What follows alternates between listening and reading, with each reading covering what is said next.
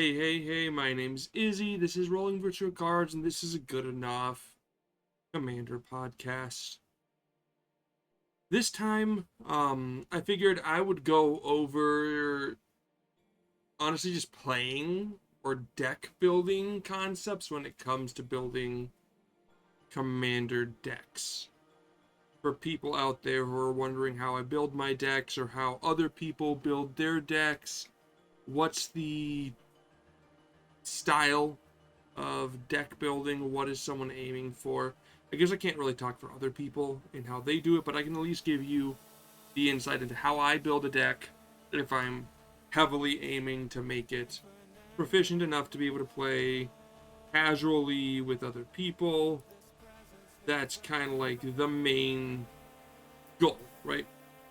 You want to be able to play a deck constantly and get there. And eventually you'll see what I'm looking at on the screen. I've got something else covering it right now.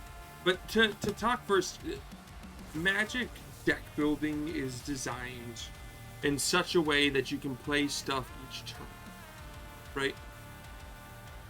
And most formats follow a simple 1, 2, 3 rule. Turn 1 should be a turn 1 play, should be a land and a 1-drop. Turn 2 should be a turn 2 play, a second land and a 2-drop, and then turn 3 should be a third land followed by a 3-drop. If you are trying to get a 4-drop out 1 turn earlier, then that means your turn 2 is a ramp spell that is being used to get you to that 4-drop earlier. And that's the reason why that is the premise of building Magic the Gathering decks, is so that you can do something every single turn, right? The player who plays more cards tends to win, or play more cards, uses more mana, tends to win, right? If you have mana and you're not using it, you're gonna fall behind and you're not gonna be able to win the game. And so when trying design your deck, you want to look at the first 3 turns. And this is the same for Commander. Even casual Commander, you're looking at those first 3 turns, and it's almost a conversation that you should have with the group you play with. And that whole turn 0 conversation that people have about what should your deck be or not be, where should it be aiming for, is that turn 0 conversation, right? You're actively attempting to build a deck that can play the game of Magic, right? If you're attempting to build a deck and you just toss a bunch of random stuff in it, let's take any commander out there, right? You find a commander you like and you go, okay, let's just toss cards in there. I tossed in 40 lands to make sure that I never miss a land drop, and then I tossed in a bunch of other cards that somewhat synergize with the themes of the commander, and you can sit down at a table and have some type of luck at playing that deck, right? Maybe you even cared about the curve of your deck. You play more low CMC cards, less high CMC cards. You got the 40 lands, so you're always hitting your land drops every single turn. And you can build a deck that way, and that's fine. And if that's the way you wish to play Magic, go ahead. But if you want to aim for more of a consistent deck build, that's what we're going to be talking about today. Okay? In casual Commander, turn 1 is a land. You do not need a turn 1 play. You do not need to worry about a hand that has a turn 1 play in it. If you were playing competitive, yeah, don't keep a hand that doesn't have a turn 1 play unless you know you can win regardless because your hand is cracked, right? If you are aiming for even bracket 4 and down, you don't need a turn 1 play. A land and pass is fine. In fact, it's almost courtesy casually to just go land pass. That being said, if you don't have, or not if you don't, if you do have a turn 1 play, not the end of the world. In fact, more power to you. You probably have some advantage. Here's my cat. Don't meow at me. Down you go. Just meowing at me. Yeah, if you do have a turn 1 play, that's fine. You don't have to sandbag your hand. And if you feel like you do have to sandbag because of who you're playing with, find a new group you can. Sandbagging or forcing people to sandbag is a terrible thing to put on other people to do. Don't make people sandbag, guys. Now, that all being said, if turn 1 is a land, what is turn 2? Turn 2, simply put, is ramp. Your opening hand should have 2 lands and a ramp spell. And then the third thing that we'll talk about in a second. Now, the ramp spell, any 2-drop or 1-drop ramp spell will do. The 1-drop ramp spell is being Sol Ring, but if your turn 2 is any mana rock that's a 2-drop, you are doing good. That is my opinion when building my decks. I am looking for that turn 2 mana rock drop or mana dork that helps me continue forward, right? Does that mean 3-drop mana rocks are bad? No, they just fill a different role in the game. What that role is a turn 3 play aiming for something that's needed sometime, right? A 3-drop mana rock is great casually, but not in an opening hand. Now again, depending on who you're playing with, your casual games might be no one really plays a turn 2 play. Maybe if they're lucky enough they get a 2-drop out, but a turn 3 play is fine. And if that's where you're at, cool. Congratulations for being bracket 1 and 2 and having a great friend group that just wants to enjoy the game and isn't keeping up with the speed of Magic. That's not a diss at anyone, that's just a statement, okay? Magic has gotten faster, there are more turn 2 mana rocks, and even if that mana rock comes in tap, you're fine. Because you're doing nothing else on turn 2 in this hypothetical scenario. You were going land turn 1, turn 2, you're dropping a second land and a mana rock, putting yourself at 3 mana for turn 3, okay? Now, turn 3 comes around, and that's where the large majority talk and the cards we're going over today land, okay? Turn 3 should be land number 3, right?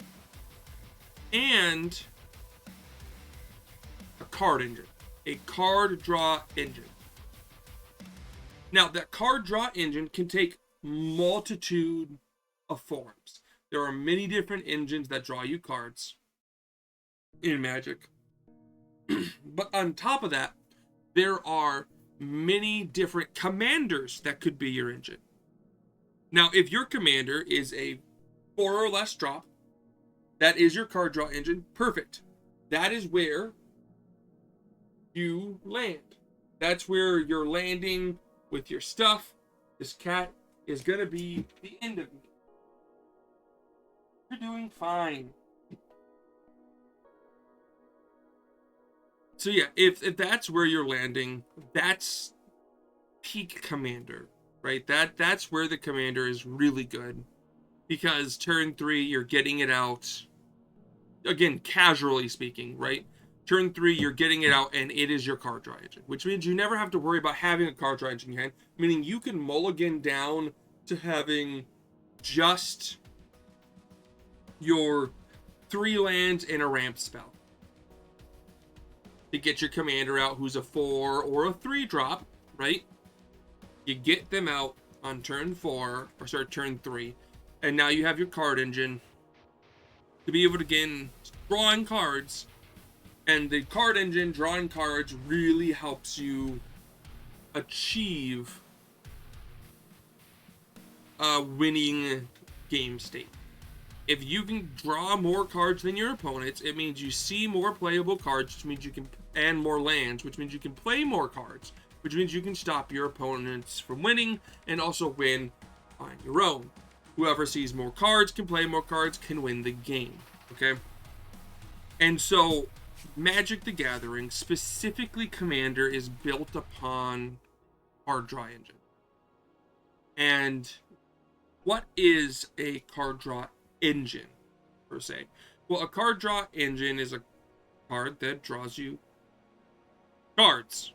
It's a single card that draws you more cards. And not a single card that draws you more cards and then is gone. No, it draws you more cards on each of your turns. Now, the better ones are the whenever cards, or the ones that can draw you cards on everyone's turn in some way. And the worst ones are the ones that, like, you draw 1 card off of it at your upkeep, right? Now, they're still better than nothing. Seeing 2 cards is double the amount of seeing 1. Which means you might be able to find your better card draw engines. Or you'll find a similar one, and now you have 2 cards that draw you 2 cards during your, that draw you a card. Meaning you draw 3 cards each turn, triple what you should be doing, and that starts to snowball, right? In a casual game where you're playing 7 to 10 turns, and turn 3 you get a card that draws you an extra card, that means you've got 4 to 5 extra cards you're seeing throughout the game, which could push you over to win, okay? And in the case that the game goes longer, they're going to do more. Now, the other thing to remember is removal is a bitch, right? It's annoying to deal with, but it exists. A card that draws you 1 card a turn is not a threat. People are going to go like, I don't care. Go ahead and draw your 1 card. But a card that draws you a card every time someone casts a spell, like a Rhystic Study, people hate it. They will remove it on site because it's drawing you too many cards. This is just, again, another factual statement. It's proper threat assessment. Oh, that card gets you 1 card each turn? I don't care, that's slow. That card's getting you 3+ cards each turn rotation? No thank you, it's out of here. That all being said,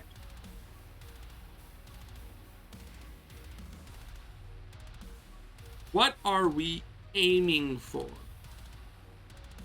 when it comes to this stuff? Well, you're aiming for cards that are 4 or less mana value that draw you cards based off the deck you are playing. What does that mean? Well, let's get into the cards, talk about them on whether or not they're just good in every deck, or no, this is specifically good in specific decks, right? And then that'll let us really break down what you're looking at, okay?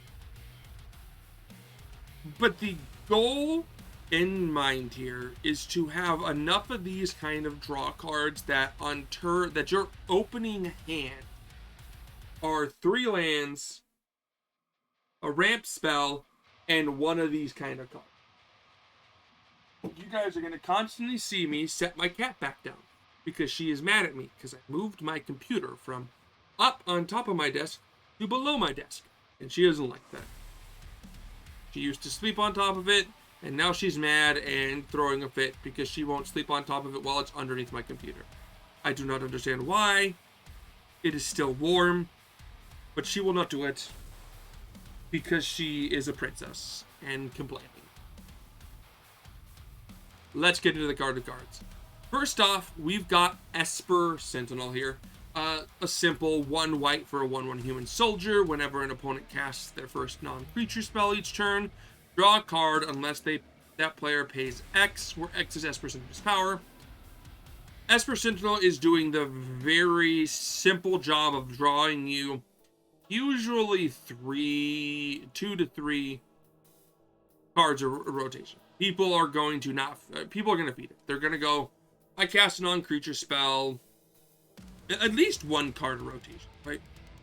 So at minimum, it's they're casting 1 card on their turn, and a lot of them will pay, but some of them won't. Some of them are like, well, it's early on, I can't pay, so you get an extra card.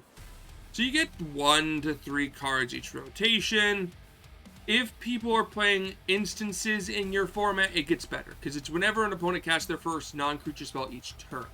So if someone plays a counter spell or a removal spell not on their turn, they have to pay an extra, otherwise you draw a card off of it.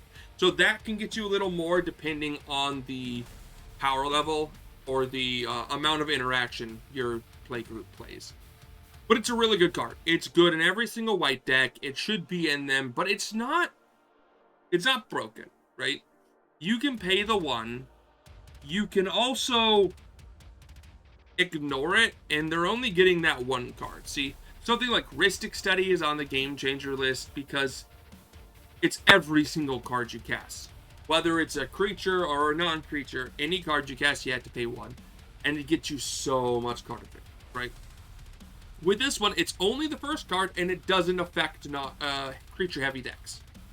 So all of a sudden, it's got limitations, so it's not broken. It is a 1-drop, but it's also an artifact creature. This puts even more limitations on it, because it can be destroyed by either or exiled by either anything that interacts with an artifact or anything that interacts with a creature. Like, this thing can be fatal pushed. Not that you're running fatal pushed in Commander, but it can be lightning bolted. It can be pinged for 1 damage. Now, the fun thing with Esper Sentinel is when you're running it in like an equipment deck and you can get it bigger, and all of a sudden they had to pay like 5. They're not going to pay 5. You're just going to get a card, which is fine and kind of cool. But Esper Sentinel is a white card, and an expensive white card at that. So as I tell everyone, again, proxy, please, for the love of everything, just proxy. And it just does its job, okay? And then you get stuff like Archivist of Ogma, right? This is 1 in a white for a 2/2 halfling cleric with flash, and whenever an opponent searches their library, you gain 1 life and draw a card, right? That whenever phrase is key, having a good card draw engine. Whenever this happens, you get to draw a card. And that's great, because that means as long as it happens often, it's a good card. This card's limitation breaks down to how many tutors your players are running, right? And honestly, if an opponent is playing a green deck and they're running green ramp, that is a tutor. But more than that, if your group plays fetch lands, Archivist of Ogma automatically becomes much better. Everyone runs fetch lands in your play group. Cool. This comes down, and now their fetch lands are gaining you a life and drawing you a card. If they're playing, you're going against a green player, like one of your friends is a green player, this is going to draw you a lot of cards in that regard, right? Oh, they're playing these cards. Let's just draw more cards because they're a land happy player that fetches for lands constantly, right? If you're not in those situations, this can get a little less likely. I mean, you have a few cards that can kind of trigger this.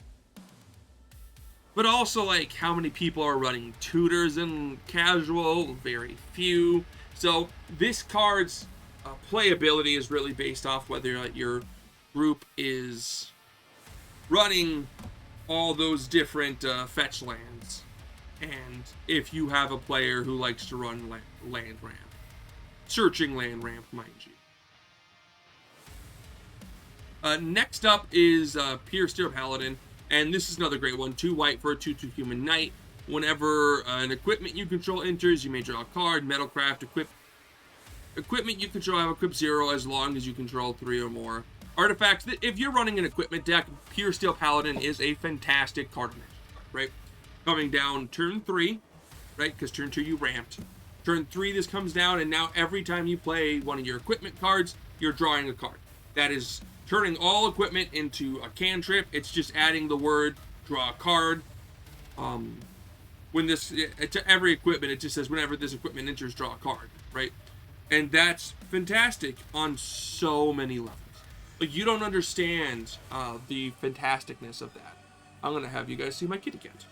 Here's my kitty cat. She is the kitty cat. She's just laying here, hopefully not touching my keyboard. She is touching my keyboard, just not the keys, which is good. Don't touch the keys. She just wants the pets. So, this is what I mean by specific, right?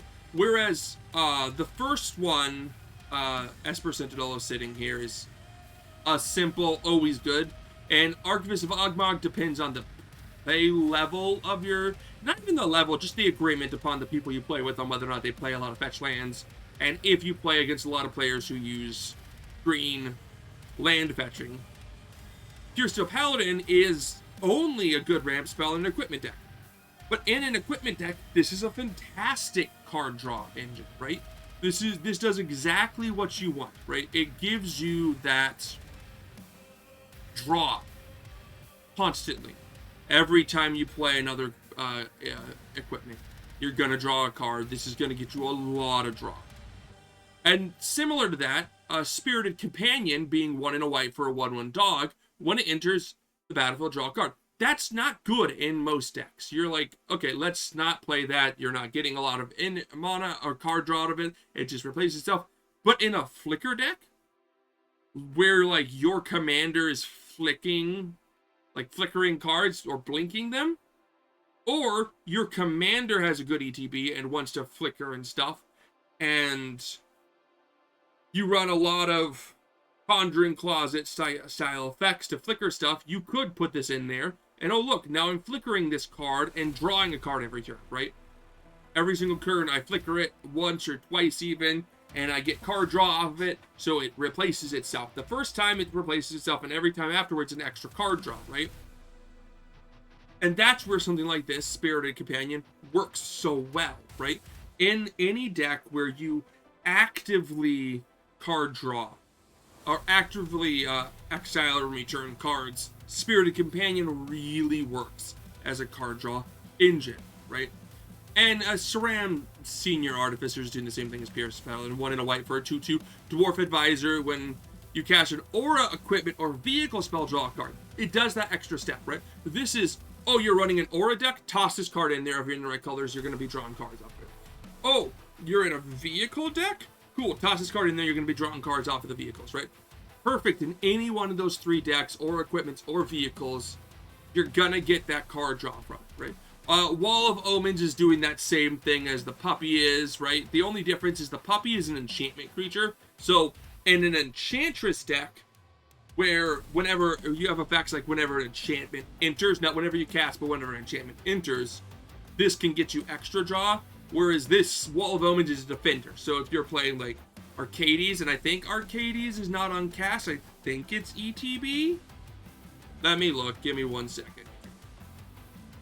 I was correct. It is ETB. So, like, Wall of Omens is better in those decks where, like in an Arcades deck, where, yes, I'm flickering because I'm in Bant and I decided to do a flicker deck because it works with Arcades, right?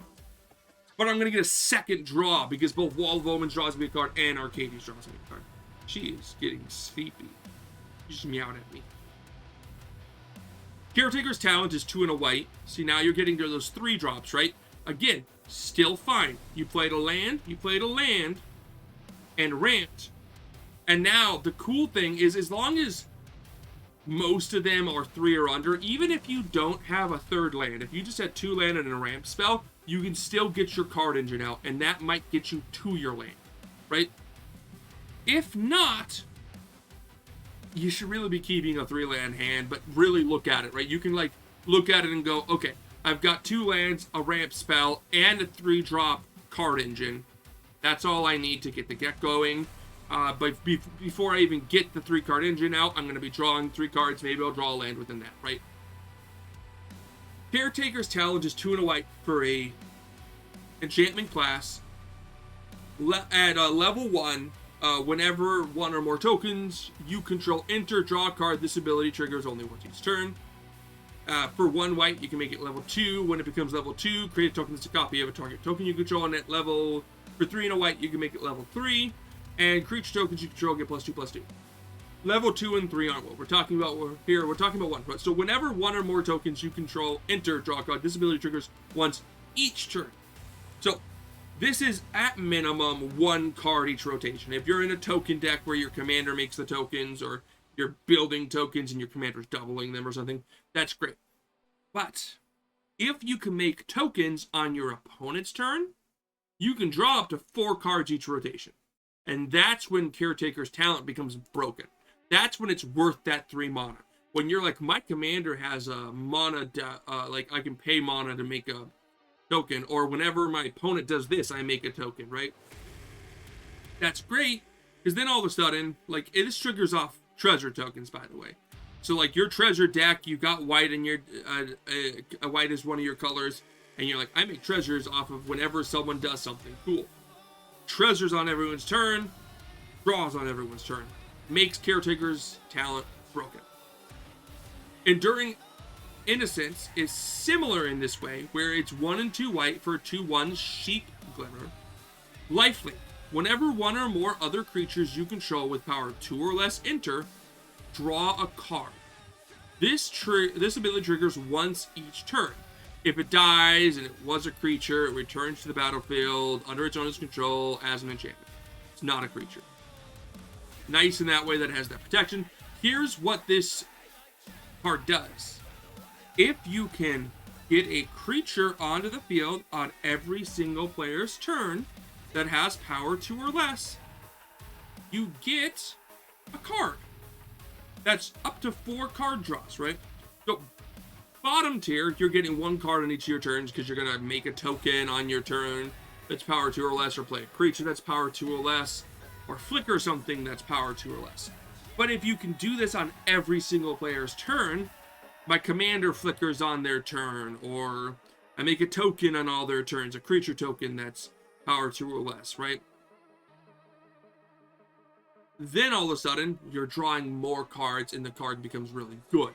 That's when you're like, this card's great. This card's going into that deck. Lord of the Third Path is right up not a great draw engine, but it's still an engine nonetheless. Less of an engine, more of just card draw. 2 and a white for a 2/1 Human Artificer for Vigilance. When it enters, you destroy up to 1 target artifact or enchantment, and you can tap it, and you and target opponent each draw a card. You just target the opponent that's the furthest behind, and usually it can help you because that opponent will become a little bit more threatening in turn, or they might actually finally be able to play the game. So it's not just that classic, you're playing a 4-player game, but it's actually a 3-player game with a 4th player who just doesn't do anything. Everyone hates those games. So Lord of the Third Path is actually a pet card of mine. I put it in any white deck I run. I absolutely love this card. Being able to flicker it to pop stuff is great, but the card draw here isn't great, but it's not awful. If you're running a deck that taps and untaps stuff, Lord is better, because then you can just untap it and draw cards and just keep giving like the player that was behind that missed their land drops cards, and maybe help them find their land drop, and then they're happy with you, so then they're not attacking you because you helped them, and they're like, dude, this guy's great. And then you can be all like, whoa, we can be friends too. I can give you a card draw. So it's a great political tool, and that's so useful. And if you can keep untapping and tapping it, you'll get even more card draw out of it, which is fun, right? And also, the proper way to use Loren, other than just targeting the player who's the furthest behind, is to just spread the love. You get a card, you get a card, you get a card. But if you do that, you got 3, they all got 1. So yes, it's 3-3, but each opponent got 1 card, you got 3 cards, so you're a little higher, further ahead of each individual person. Lashiel Clockwork Scholar is 2 and a white for a 2/4 Elephant Artificer, and this prevents combat damage that would be dealt to attacking artifact creatures, but whenever 1 or more artifact creatures enter the battlefield under your control, draw a card. This ability triggers once each turn, right? This is simple, right? An artifact creature enters the battlefield under your control, you draw a card. So that's fine. Here's the thing. Again, if you can just do that on everyone's turns, that up to 4 cards each turn, each rotation. Mentor of the Meek is similar, except this one has no limitations. As long as you have the mana to be able to pay, and a creature with power 2 or less enters, you can just pay 1 to draw a card. Though, this can have some infinites. If you have an infinite flicker and the creature you're flickering can make a token or a treasure, you can go infinite, but ignoring the infinite, if you're just playing a deck that's either making tokens that are power 2 or less, or running a lot of low bottom power 2 or less creatures, this does exactly what you want, where you can just pay 1 to draw a card. And every single turn, if you play 1 or 2 of these small guys and you just pay that extra mana, you'll get that cards. Or if you're making tokens, you'll get those cards. And what's even more fun is if you're playing creatures that come in and they're power 2 or less, and either they come with a token or your commander makes a token when they enter, that's 2 different triggers off of him, because it's whenever another creature you control enters with power 2 or less. So it's not 1 or more. Mace Enchantress is the example for enchantresses, right? 1 and 2 white for a 0/2 human druid. Whenever you cast an enchantment spell, you draw a card. Perfect, right? You're playing an enchantment deck where you're running a lot of enchantments or auras, sagas. Those are all enchantments. This is just going to draw you a card every single turn. The first one replaces itself every additional turn. Cards you cast is just more off the top. Rumor Gatherer is similar to the other cards I've talked about. 1 and 2 white for a 2/1 elf wizard with Alliance, and whenever another creature enters the battlefield under control, you scry 1. But if the second of this ability resolves, draw a card instead. So this one requires more hoops to jump through because you need more ATBs. You need at least 2 tokens, 2 creature tokens each turn. But you can get scry at least, which is something, right? I think it's lesser than them, but if you're like, oh, I'm gonna make 2 tokens on everyone's turn, then yeah, this works. Or at least 2 on your turn. Takasi's Welcome is again similar to all that other stuff. 2 and a white for enchantment. Whenever 1 or more creatures you control with mana value 3 or less enter, draw a card. This ability triggers once each turn. Tokens have 0 mana value, so they trigger this. So if you can make tokens in everyone's turns or flicker a creature with mana value 3 or less each turn, you're doing well. And that's the thing. Toka's Welcome with like the dog is great because the dog enters, you draw a card off the dog, and Toka's Welcome. And you do that on everyone's turn. All of a sudden, you're doing like a really cool card engine in your deck, right? Welcoming Vampire is similar to all those cards. White has like an idea on how they want to draw, right? Welcoming Vampire, 2 and a white for a 2/3 vampire flying. Whenever 1 or more creatures with power 2 or less enter the battlefield under your control, draw a card. This ability triggers once each turn. Doing that same thing where it's once each turn, which means you can get up to 4 cards each rotation, as long as their power is 2 or less. Armored Skyhunter is another interesting one. This one is for auras and enchantment or equipment decks for 3 and a white. It's a 3/3 flyer, right? So these are the 4 drops. They're a little step above the 3 drops, as they should be, but you got to make sure you have a 3 land hand to be able to get them out on turn 3. So Armored Skyhunter being a 3 and a white for a 3/3 cat knight with flying, and whenever an armored creature attacks, look at the top 6 cards of your library. You may put an aura or equipment card from among them on the battlefield. If it's equipment put on the battlefield this way, you may attach it to a creature control. Put the rest in the bottom library in a random order. This is great in aura or equipment decks, or both, right? Where it attacks, not the turn it comes out, but the following turn it attacks, and you just automatically get a card on the field. So not only is this card advantage every single turn getting you a card, it's also mana advantage because you are cheating a card out, and if it's an equipment, auto-equipping it, right? To another creature. And that's fantastic. Whether it's the Armored Skyhunter itself or your commander or something else, it's very useful and such a good card in those specific decks. But then you get stuff like the last 2 cards here being Mangara the Diplomat and Trouble in Paris, respectively, right? And Trouble in Paris just came off the Game Changers list, and I think rightfully so. It's not broken enough. But Mangara the Diplomat is 3 and a white for a 2/4 human cleric with lifelink. When an opponent attacks with creatures, if 2 or more of those creatures are attacking you or a planeswalker you control, draw a card. That's almost never going to trigger. I almost guarantee you, if that triggers, it's very very seldomly, and even if it does, you're probably being swung at for game. Okay.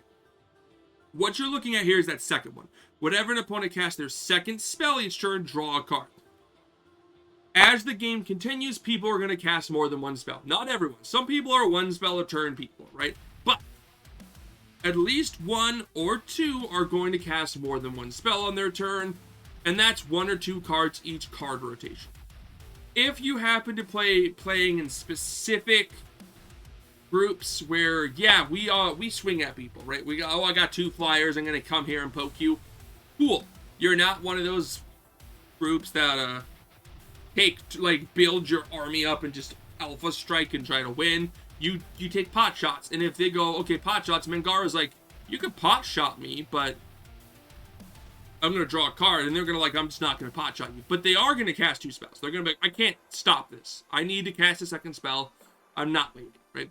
And there is always the off chance that, depending on your play level, someone casts a counter spell, someone goes removal, they go counter spell, and they go counter spell, and they cast a second spell. You draw a card off Mangara randomly, right? So, because it's on each turn, not just on their turn. So, you can get more there, but Mangara does a lot of lifting here in a lot of ways.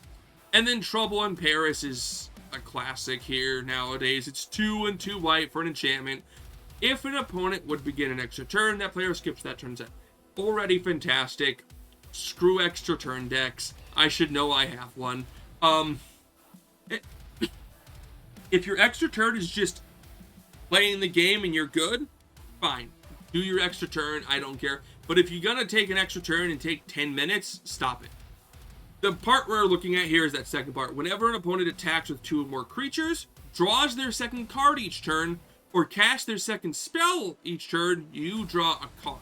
So, this is in pairs of 2, Trouble in Pairs. I always read it in Trouble in Paris. It's Trouble in Pairs, right? So, if they attack with 2 creatures, doesn't have to be you this time. Oh, they attacked with at least 2 creatures and an opponent? Cool, great, thank you. Token decks, right? They swing 4 tokens at you? Cool, I'm going to draw a card. Oh, you drew a second card because you also follow these card engine rules? Awesome, great. I'm going to draw a second card. Or card. Oh, you cast your second spell just like Mangara? Cool, I'm going to draw a card.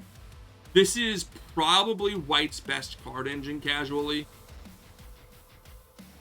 And I love it. It does so much. I mean, it's right up there with Esper Sentinel. Esper Sentinel being a 1-drop and doing its card draw is great. But Trouble in Paris in Pairs is just crazy, okay? It's insanely crazy, but it's not necessarily broken. It does its job very well. And drawing you a lot of cards for people doing stuff that they just want to do. And that's what White does. This is the White card draw. That's 18 cards. There are other ones you can find if you dig deep into the fathoms of stuff. But I'm showing you around 18 cards per color. So that way, if you're building a deck, you can at least run around 11 to 10 to 18 ramp spells that fit your deck. White just happens to really like low power creatures and equipment auroras. So, that being said, let's move on to blue. Turn 3 blue, right? And we'll get to whatever game changer we might run into or not in the case. But Curiosity is 1 white for or 1 blue for an enchant creature or an aura, right? When enchanted creature deals damage to an opponent, you may draw a card. Now, this card is good and then also really good in a lot of different ways. Here's what I mean. It's good if you equip it to a flyer and every single turn you can hit someone to draw a card. That's 1 card draw each turn. That's fine. But it's really good if you equip it to a creature that can deal damage, non-combat damage to all 3 of your opponents. Then you draw 3 cards. And that's where this card becomes really good, right? And I mean, that it's simple like that, right? In a deck where your commander flies, Curiosity being put on it is fine, right? You get Curiosity on it. And that looks kind of like turn 3, you play your 3-drop commander and put Curiosity in. And now you have your card. And honestly, if you're in blue and your commander flies, this is a card you could probably just toss into it for a good card draw engine. Mystic Remora's here. Some people think it should be on the game changer list. It is not at this point in time, but it's one blue for an enchantment.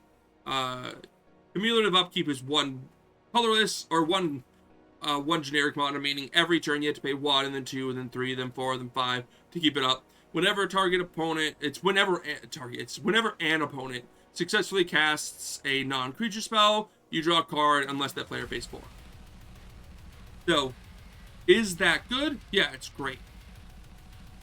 If you're playing in a power level where they're doing stuff like what I'm saying, turn 1 playing Mystic Remora, and then they all don't do anything turn 1, and then turn 2 you play your Ram spell, and then you pay, actually for turn 2 you pay for Mystic Remora. You can't play your Ram spell, but they're all playing their Ram spell next turn.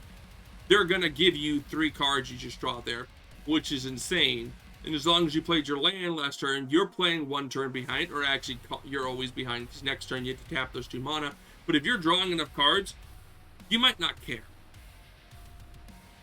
I don't love Mystic Remora turn 1 casually, though.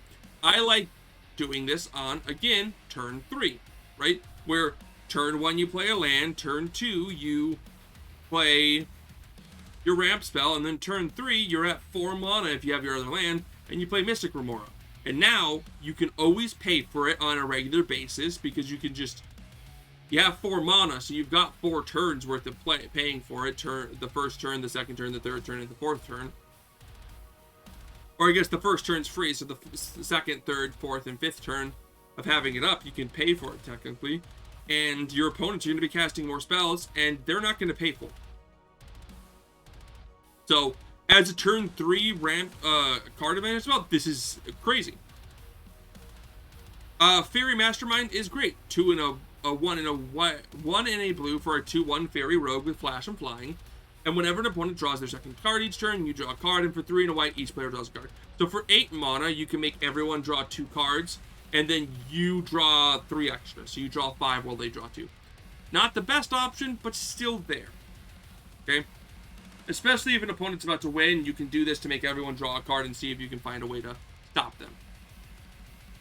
Another thing that this card does is just punish people for playing the game the way they want to, which is running card engines. Oh, cool. And whenever an opponent draws their second card each turn, right? So, you happen to draw a second card, because this punishes Rhystic Study insanely, by the way. But if they draw their first card, and then they just play, they have any way to draw an extra card, you just draw a card. So you profit off them doing stuff. Ghostly Pilferer is 1 in a white, 1 in a blue for a 2/1 Spirit Rogue. When it becomes untapped, you can pay 2 if you do draw a card. Whenever an opponent casts a spell from anywhere other than their hand, draw a card. Discard a card. It can't be blocked this turn. So, Ghostly Pilferer becomes untapped at each of your upkeeps. You can pay 2, draw a card. That's pretty useful. But whenever an opponent casts a spell from anywhere other than their hand, draw a card. This draws a card whenever your opponent casts their commander. And if you're playing a specific deck which exiles everyone's cards and makes them cast spells from exile, this is going to do a lot for you. This is like, cool, everyone's having fun playing these exiled spells, but now I'm drawing a card because my opponents are casting spells from not their hand. And that's super fun. So, in very specific decks, Ghostly Pilferer really helps. Also, in decks where you can untap and tap Ghostly Pilferer, you can pay 2 to keep drawing cards. That's kind of cool. Pollywog Prodigy is 1 in a blue for a 1/3 Frog Wizard with Evolve. So whenever a creature enters the battlefield, if it has greater power or toughness than this creature, you put a 1/1 counter on it. So as long as your commander has more than 1 power, it becomes a 2/3. Whenever an opponent casts a non-creature spell with mana value less than its power, draw a card. So at 2, it's not great. But what you really want is at 3, right? So once it's at 3 power, so if you can get that Evolve off twice, or if you're an Aura or Equipment deck where you can get its power bigger, or 1/1 counter deck, or a Proliferate deck where you can get the Evolve off once and then proliferate it, this card really starts to shine at 3+ mana, or 3+ power, where it's like, cool, now my opponents are stuck letting me draw cards. Because it's whenever an opponent casts a non-creature spell with mana value less than. So, again, at 1, it's not doing much. No one's casting 0 cost spells. But at 3, when they're casting their 2-drops, and a lot of decks run a lot of 2-drops, you're drawing a pretty fair amount of cards. And then every extra power point from there is just going to get you more and more. Key to the Vault is actually our first equipment card, surprisingly. 1/0 blue for a legendary artifact equipment. Whenever equipped creature deals combat damage to a player, look at that many cards from the top of your library. You may exile a non-land card from among them. Put the rest in the bottom library in a random order. You may cast the exiled card without paying its mana cost, right? So this is very cool, and again shows the power of, oh, my commander happens to have flying. Let me put Key to the Vault in the deck. This comes out. It equips. Now, I almost didn't want to put this there because it's typically 5 total, right? It's 1 in a blue and then 2 in a blue to be able to do stuff. But if 1 in a blue gets it out on turn 3 and also gets you like a 2-drop creature with flying out, or at least it's sitting there for you to start your thought process, right? Maybe then your commander comes out, and it's such a good draw card that since you're technically casting it on turn 3, I think it's pretty fine in that regard. Like, call it a turn 3 ramp spell or card advantage spell. It gets you so much. Once it's on your commander with flying and he's just hitting people for like even 2 damage, and you get to look at the top 2 and go, this one gets exiled, I can cast it without paying its mana cost. As long as it's not 2 lands, right? You're going to be able to go, yep, let's cast this card for free, and that's just so much advantage. The Reality Chip shows a different type of card advantage, right? For 1 in a blue, you get a 0/4 equip, legendary artifact creature equipment jellyfish. With, you may look at the top card of your library anytime, and as long as it's attached to a creature, you may play lands and cast spells from the top of your library, reconfigure 2 in a blue to equip it. Creature. So as soon as you equip this to something, right? Again, that's technically 5, but we're gonna say it's okay. As soon as it's equipped, you get the top card of your library always available, which is card advantage. Sometimes great card advantage. Sometimes it's, here's a card you can cast, here's a card you can cast. Oh, I don't have a land in my hand, but there's a land, let's play that. Or, I don't have a land in my hand, but the top card of my library is a card I can cast. Let's cast that. Oh, there's a land. Play the land. It helps you find your lands. It helps you get your mana, or get more cards. It can be very useful when the right deck is using it. And the first game changing card, Rhystic Study. I couldn't talk about card advantage engines without talking about Rhystic Study. And if you're playing in bracket 3, you are allowed, I think it says, they say like 3. Yeah, this is one of them. Put it in your deck. For 2 in a blue enchantment, whenever the opponent plays a spell, you may draw a card unless that player pays 1. This is the best card in Commander. I will stand by that to this day. I think this is the best card in Commander. It draws you so many damn cards. So many cards. Eventually people have to ignore it because they're trying to do more stuff. And you just get so much cards that you're gonna win. I just like, if you get Rhystic Study out, your chances of winning just jumped up by at least 50%, okay? It's just, it does. And it's the reason why it's there at Game Changer. And since it's a Game Changer, talk to your friends to see if they want you to play it. Even in groups like 3 and 4, even in brackets 3 and 4, talk. Go, hey, we're doing Game Changers because we're playing bracket 3. You guys good if my bracket 3 card's Rhystic Study? Because if they're like, dude, can we just not deal with Rhystic Study? I don't want to hear you say, do you pay the 1, right? Constantly. For everything. Then that's fine. It makes sense. Respect them and just move on. Okay? Move on with your life. Oh no, she's touching stuff. Now she's got to be moved. That's what she does. She ends up rolling because she's having fun. I know you were sleeping. Down you go. She rolled. I'm back then. So yeah.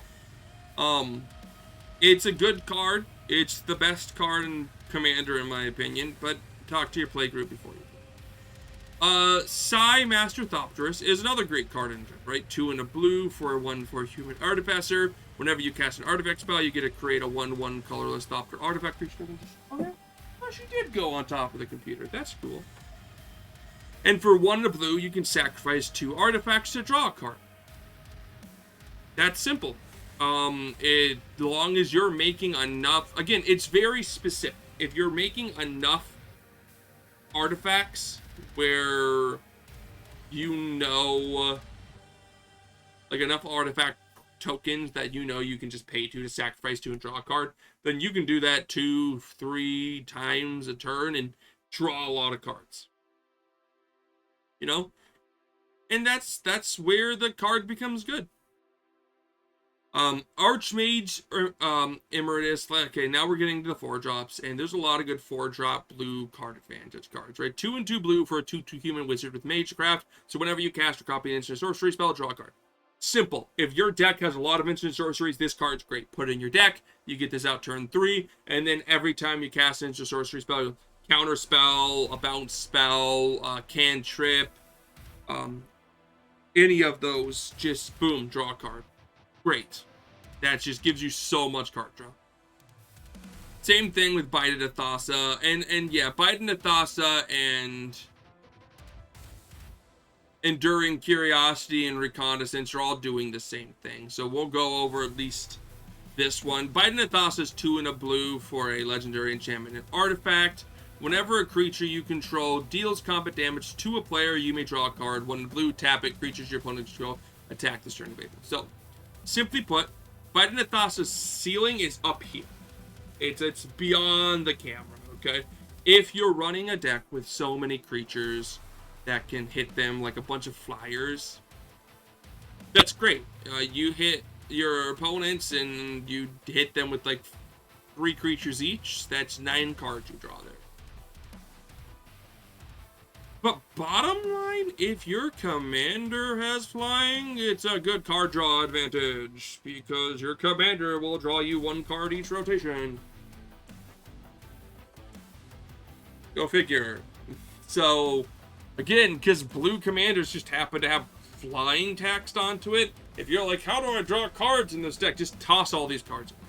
There's more than what I'm showing on here. There's like, I think 1 or 2 more that do it. That's 4. At least a pirate ship that does it. Just put them in here.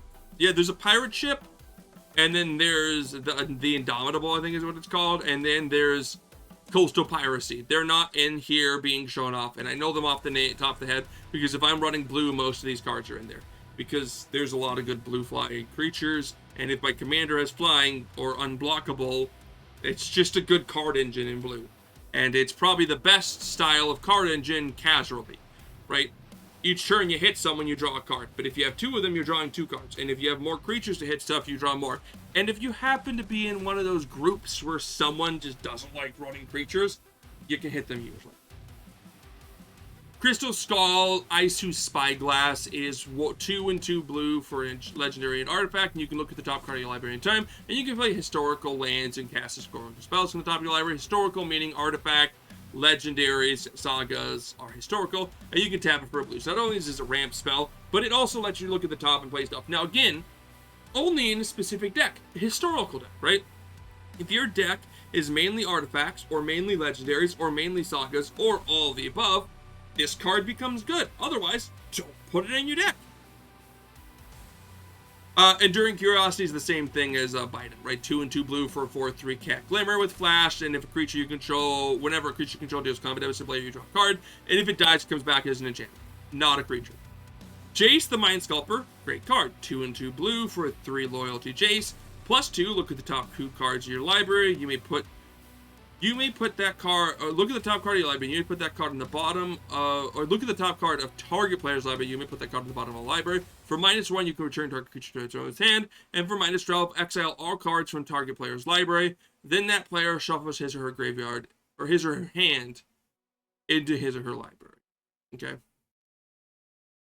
Those aren't the engine that we're talking about. The engine's 0. Draw 3 cards, then put 2 cards from your hand on top of your library in order. It's a brainstorm. He just gives you a brainstorm every turn.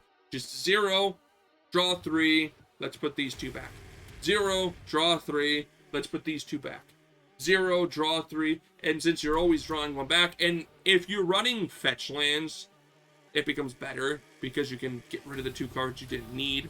Otherwise, you're always going to see them, but you're still digging deeper with Jace. Because if you're not running a lot of fetch lands, the way it works is that you have a hand of like 5 cards, you play Jace, you go down to 4 cards, and then you, you go down to 4 cards, and then you play Jace, and you go up to 6 cards. You play Jace, you zero it, you go up to 7 cards, and then you're going back down to 5. But you got rid of 2 of the cards that you couldn't play. And then next turn, you draw into one of the cards you couldn't play, and then you zero him to draw 3 cards, so you get to see 2 new cards every time you play Jace. So, getting to see 2 new cards each turn and putting 2 cards you didn't want, even if it's the same 2 cards you keep putting back, that's fine. 2 new cards each turn is great. And another Jace. Jace, Wielder of Mysteries, is 1 and 3 blue for a 4 loyalty Jace, and if you would draw a card where your library has no cards in it, you win the game, and you can -8 it to draw 7 cards. Then if your library has no cards in it, you win the game. But at +1, target player puts the top 2 cards of his or her library in the graveyard, draw a card. So you can force an opponent to mill 2 cards, and then you draw a card, so that's 1 card draw every single turn. Or, if you're playing a graveyard deck, you can mill yourself 2 and draw a card. And therefore, if it's a graveyard deck, milling is technically card advantage. I'm not talking about that very much here, because it's not as universally accepted idea. But if your commander can play cards or mess with your graveyard in a positive way, then milling is card advantage. Moving on. Oh no! Kitty cat. You lost your privileges. You touched stuff on my keyboard. That's not allowed. Next up is Padim, Council of Innovation. This is 3 and a blue for a 1/4 Vedalken Artificer. Artifacts you control of hexproof at the beginning of your upkeep. If you control the artifact, the highest converted mana cost, or tied for the highest, you draw a card. This is only ever going to get you 1. But it has the upside of giving all your artifacts hexproof, which is nice, but it's only ever going to get you 1 each turn, as long as you have the highest CMC on an artifact. That's fine, it makes sense, but it's not the best. There's no way of boofing this, except if you decide to play the cards that give you extra upkeeps. I don't think they're worth it unless he's your commander, right? A reconnaissance mission is similar to the Biden. To the Trident. 2 and 2 blue for an enchantment. Whenever you control deals combat damage to a player, you may draw a card, cycling 2. But yeah, you play it, you just draw cards off your creatures. And then Thopter Spy Network being 2 and 2 blue for an enchantment. At the beginning of your upkeep, if you control an artifact, create a 1/1 colorless Thopter artifact creature token with flying. Whatever 1 or more artifact creatures you control deal combat damage to a player, draw a card. It's simple enough, right? Your whole goal here is just to use artifact creatures to deal combat damage to players. But since at the beginning of upkeep, if you control an artifact, you make a 1/1 Thopter. Those Thopters will eventually be able to hit people and draw your cards. If 1 or more artifacts you control deal combat damage to players. This is up to 3 cards each turn, by the way, because it's 1 per. Now we're moving on to black. Oh, black. This had the lowest, and then I had to go back and find like 18 so I could talk about more of them, right? Crypt Breaker is 1 black for a 1/1 zombie. For 1 into black, you can tap it to discard a card to make a 2/2 zombie token. But this thing is here because tap 3 untap zombies you control to draw a card and lose life. In a zombie deck, this is great. This is 1+ cards because you don't have to do it on your turn because it's not sorcery speed. So you can just wait for your opponent's turn before their turn. They don't need to be. They don't need to have. They can have summoning sickness, right? And you can just tap like 6 zombies on your opponent's turn before your turn, and just draw 2 cards. Very high ceiling in zombie decks. Vampire Rites is 1 black for an enchantment. For 1 into black, sacrifice creature, gain a life, draw a card. Very simple, 2 to draw a card. As long, and again, in a very specific deck where you're making a lot of tokens, or you're running creatures that can recur themselves, or your commander can recur your creatures, great way to just draw a card. Calling of the Ring is 1 in a black for an enchantment that at the beginning of your upkeep, the ring tempts you. And then whenever you choose a creature to be your ring bearer, you can pay 2 life if you draw a card. So, the way this kind of works is that every turn, since you choose a ring bearer when the ring tips you, even if you choose the same ring bearer, you can pay 2 life and draw a card. That's fine. But if you have a deck that happens to tempt you with the ring multiple times, every time that happens, you can pay 2 life and draw a card. So it can go more up if you're playing that type of thing. Otherwise, it's 1 card a turn. It's fine. Plus, technically more because the ring tempting you gives you the ring stuff, and that can go up into, I think there's like a looting, so that's useful. Dark Confidant, or Bob as people like to call him, is 1 in a black for a 2/1 human wizard. At the beginning of your upkeep, reveal the top card of your library and put that card in your hand. You lose life, you go to the converted mana cost. That's fine. This is 1 card each turn. It's what black gets you. Black does not like to get you more, although these 2 do. And this card can. Bob won't. It's just 1 card each turn. And Ripples of the Undeath is another example of mill, kind of. Right, 1 in a black for an enchantment at the beginning of your pre-combat main phase. Mill 3 cards. So this is untap, upkeep, draw, pre-combat phase, main phase. Then you can pay 1 life, or you can pay 1 mana and 3 life. If you do, put 1 card from among those cards in your hand. So you mill 3, and then you can choose 1 to put in your hand if you want. But if you're playing with your graveyard, with your commander, that can be very useful. That can really get you that next level of card draw advantage if your graveyard's being messed with your commander. And if you need 1 of the cards in your hand, this allows you to pick 1 and keep it in your hand.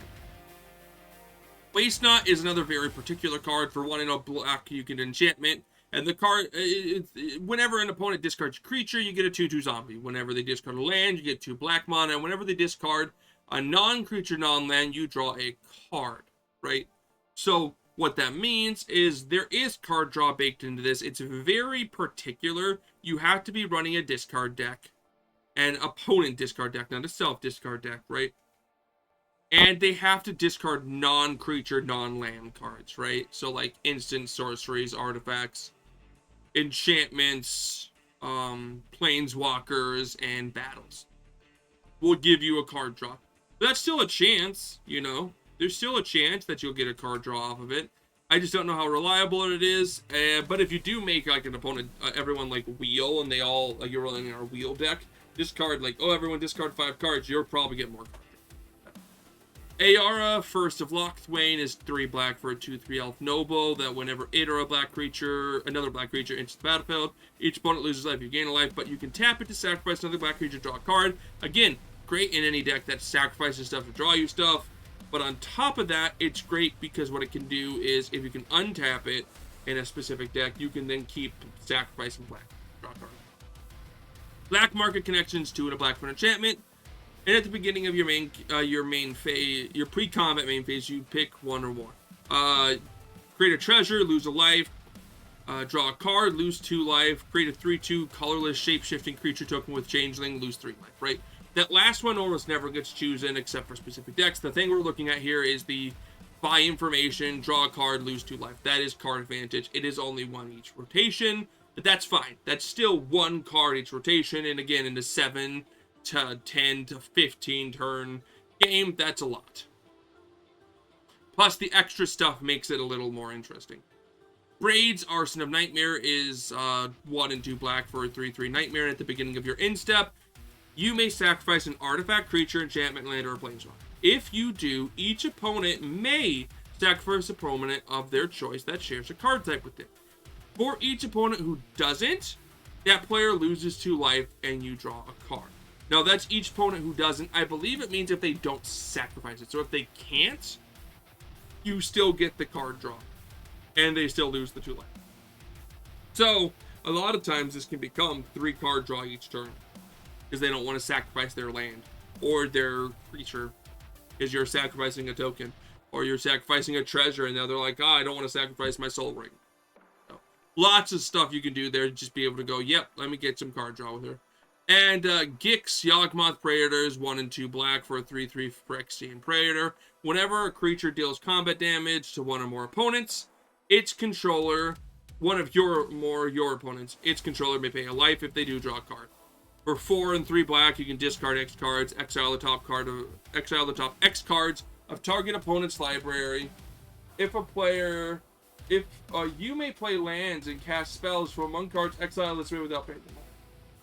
So that last part's cool and kind of card advantage itself. The main thing here is just that damage. You deal damage to an opponent with a creature. A creature deals combat damage to a player. You pay a life, you draw a card. So if you hit an opponent with 3, you can pay 3 life, draw 3 cards, right? Or if you hit an opponent with 3, you can pay 2 life and draw 2 cards, right? It does give your opponents card draw, but it also drains them of life, and if they're not running life gain, it could become an issue for them, okay? But it's still good. I still like it. I think it's very useful as a card engine, right? Grim Horrorspect, Morbid Opportunist, and Midnight Reaper are all filling the same hole, right? They're all 2 and a black. Grim Horrorspect is 3 and a 2 for a human wizard with more for a black. And whenever another non-token creature you control dies, draw a card. Midnight Reaper is 2 and a black for a 3/2 zombie knight. Whenever a non-token creature you control, this creature does 1 damage to you, and you draw a card. Card draw, no limitation. If your deck is just running all these card draw, where you discard and draw and discard and draw, you get more card advantage. It's very useful. Morbid Opportunist does a little bit different in the sense that it's 2 and a black for a human rogue for a 1/3 human rogue. That whenever one or more creatures deal combat damage, or whenever one or more creatures die, draw a card. This ability triggers once each turn. But it's not just your creatures; it's a creature. So if your opponents lose a creature, you draw a card. And that's each turn. So you can get up to 4 card draws with this. Because if you're just running like interaction, you can remove cards, or if they're sacrificing stuff, or if they interact, or they swing a creature and that creature gets blocked, lots of ways to be able to draw cards off of it. Very useful now. Nashi Moonsage's Scion is 1 and 2 black for a 3/2 rat ninja with ninjutsu for 3 and a black, and then whenever it deals combat damage to a player, exile the top card of each player's library. Until end of turn, you may play one of those cards. If you cast a spell this way, pay life equal to its mana value rather than pay its mana cost. This gives you card advantage. This gives you 4 cards, and you can play one of them. Not even just your card, which is very useful. Next up is Necropotence for 3 black. This is another game changer, and it should be a game changer and another conversation to have with your friends before you just put in your deck. 3 black for an enchantment. Skip your draw step. Whenever you discard a card, exile that card from your graveyard. Pay 1 life, exile the top card of your library face down, put that card in your hand at the beginning of your next end step. This is just like, you pay 20 life, and you get to draw 20 at your end step, and then just sculpt the perfect 7 for your next turn. It's gross. It seems bad to people who are new to Magic, because they're like, why would I want to pay so much life? Well, you're in Commander. You can pay like 30 life and be fine, okay? Especially on turn 3. And don't get me started in casual when you're running cards that go like, oh, I have no maximum hand size. Now I just keep all the cards. Cool. You know, very good card. Absolutely insane cards, especially casually. So, Phyrexian Arena, classic example of a card draw engine that's not that much of an engine. Right, 2 and 2 black for an enchantment. At the beginning of your upkeep, you draw a card and lose life. Simple. You're always going to get 1 card of this card. The chances of getting more are slim, except for specific decks that can give you extra upkeeps. But ignoring that, you are just going to get 1 card each rotation, and that's fine. 1 extra card each rotation is 1 extra card. That's double the amount of cards you get to see, okay? Greed is great. 3 and a black for an enchantment. Pay 1 black, pay 2 life, draw a card. This is when we're getting to the 4-drops. We have 2 4-drops, and they're just a step above everything else. Again, you get this card out every single turn. You just wait till your opponent's turn. Like, you go. Their turn, on their end step, you're just like, I got 6 extra mana. Let's just pay 6 mana, lose 12 life, draw 6 cards. You know what you're doing. You're okay losing the 12 life. You just got 6 extra cards. Let's see if that helps you win the game. And then Twilight Prophets, 2 and 2 black for a 2/4 Vampire Cleric with flying and Ascend. So if you control 10 or more permanents, you get the City's Blessing for the rest of the game. And at the beginning of your upkeep, If you have the City's Blessing, reveal the top card of your library. You can put it in your hand for each opponent. Or each opponent loses X life, and you gain X life for X of the converted mana cost. So, perfect. This does exactly what you want in a deck. A card. It draws you one card. Technically, it doesn't draw you, which whole nother thing. Not drawing cards is actually better than drawing cards. So just putting the card in your hand is better. But I digress. It gets you one card each rotation. That's fine. It is a creature, so if you can double up its triggers somehow, that can be useful. But aside from that, dealing damage to your opponents and gaining life is great. That's a great side effect. And it's a 2/4 flyer. Does a lot there. But it's one card each rotation. So that's about all you're getting out of it. Talking about red. Red was the next deck that just had so few cards to choose from. But I did find some that I'm going to include. Dragon's Rage Channeler is 1 red for a 1/1 human shaman. Whenever you cast a non-creature spell, you surveil 1, which means you look at the top card of your library and you keep it on top or put it in your graveyard. And Delirium, as long as there's 4 or more card types in your graveyard, it gets +2/+2 as flying and has to attack each copy. This card is really, really good card advantage for a deck that, once again, messes with your graveyard. So if your commander can touch your graveyard, this is a really good card advantage engine. Because you know either you can keep that card to play later, or you can put it in your graveyard if you can mess with it with your commander. Ragavan, Nimble Pilferer is 1 red for a 2/1 monkey pirate that whenever it deals combat damage to a player, you get to create a treasure token and exile the top card of that player's library until the end of turn. You may cast that card, dash for 1 in a red. Ragavan's doing is simple. Its card advantage is weird because it's your opponent's card you're stealing, but if everyone's running good cards, you could probably get something good. Sometimes that's all right. Grinzo's the same thing as Ragavan. So Grinzo Havoc Razor is 2 red for a 2/2 Goblin Rogue that whenever a creature you control deals combat damage to a player, you choose 1. Go target creature that player control, or exile the top card of that player's library until the end of turn. You may cast that card, and you may spend mana as though a mana of any color to cast it. For a creature you control deals combat damage to a player. Okay, so you can hit 3 players and exile the top card of all 3, and choose to cast them till the end of turn. Good card advantage again. If they happen to drop a card that's useful, that can win you the game, that can help you out, like a ramp spell, pretty good. In it, Seneschal of Sun is a 1 in a red for a 2/2 human knight. That whenever you attack, you may discard a card. And when you do, you put a 1/1 counter on target attacking creature. And it gains trample to a turn. Where's the draw? Well, whenever you discard 1 or more cards, you exile the top card of your library, and you may play that card until the next end step. So if your commander happens to be a self-discard commander, or you're running a lot of cards that discard you cards, if you discard 1 or more cards, you're going to exile a card, and you can play that until the end of your next... you can play that card until your next end step.